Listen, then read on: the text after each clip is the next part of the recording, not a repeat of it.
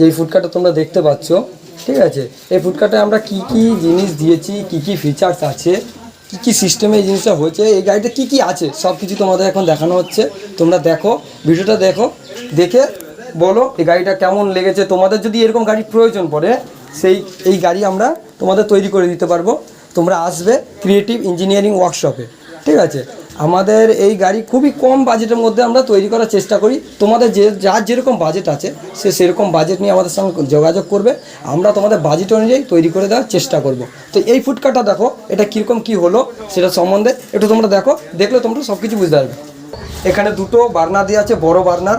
এখানে চাইনিজের কাজ করতে পারে, দুটোই হাই স্পিড বার্নার আছে।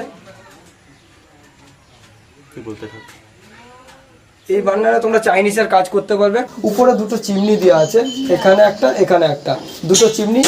এর যা হিটটা তৈরি হবে বা এর যে ধোঁয়াটা হবে কাজ করার সময়, সেটা পুরো অ্যাডজাস্ট করে নেবে, ঠিক আছে। তো এ পাশে একটা মিনি ছোট বার্নার দেওয়া আছে। এই বার্নারে যে কোনো জিনিস, যেমন মোমো, একটু হালকা টাইপের যে কোনো কাজ এখানে করা যাবে। এরও সোজাসুজি উপরে আমরা চিমনি দিয়েছি, যেন এরও সেই ধোঁয়া যা গ্যাস যা হিটটা তৈরি হবে যেন এও সেকশন করে বাইরে বার করে দিতে পারে।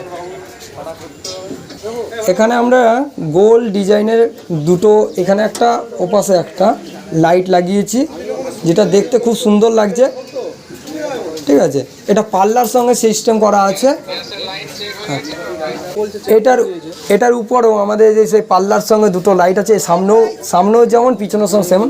উপরে এখানে স্কোয়ার লাইট। এখানে এই পাল্লাটাতে আমাদের হাইড্রোলিক সিস্টেম আছে। এটা এই ছেড়ে দিলাম, অটোমেটিক উঠে গেল, হাইড্রোলিক লাগানো আছে। এটা আমাদের একটা টেবিল হয়ে যাবে এবং এটা পাল্লা হয়ে যাবে। পাল্লাটা নেমিয়ে দিলে টের হয়ে গেল। এটার উপর তুমি যে কোনো জিনিস রেখে তুমি সার্ভ করো, যা খুশি করতে পারো।